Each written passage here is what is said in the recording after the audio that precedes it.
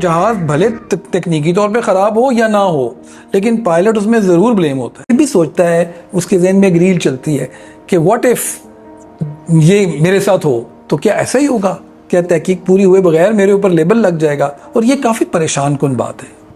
हमारे पे बहुत प्रेशर होता है इस बात का, क्योंकि कोई भी टेक्निकल डिफ़िकल्टी भी अगर जहाज़ ख़राब हो जाता है, कोई तकनीकी कोई उसके अंदर ख़राबी भी हो जाए, तो उसको हैंडल तो पायलट ने ही करना है। और पायलट की जो उसकी जॉब है, उसका ये हिस्सा है कि वो टेक्निकली ख़राब जहाज़ को कैसे सही तरीके से और महफूज तरीके से उड़ा सकता है या वापस ला सकता है।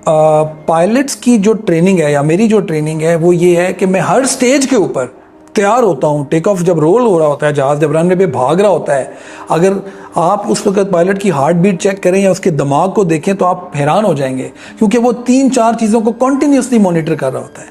वो उस चीज़ के लिए तैयार है कि अभी कुछ होगा तो मैंने क्या करना है, ये उसकी ट्रेनिंग का हिस्सा है।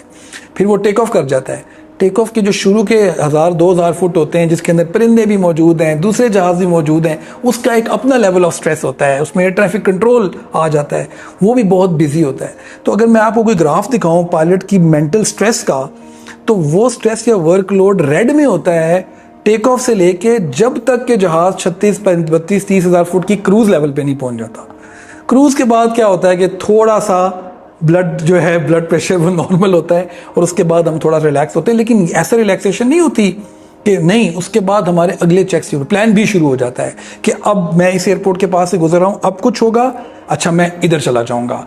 जब वो एयरपोर्ट दूर हो जाता है, अब कुछ होगा तो मैं उधर चला जाऊँगा। एंड दिलचस्प बात यह है कि अगर मैं ये कह दूँ कि जहाज़ को परिंदा लग गया है और जहाज़ में कोई तकनीकी ख़राबी हो गई है, तो ये पैसेंजर्स के लिए और भी ज़्यादा परेशानी का बायस बन जाती है। और कुछ तो पैसेंजर ऐसे होते हैं जो कहते हैं हमने नहीं जाना, जहाज़ ठीक नहीं है।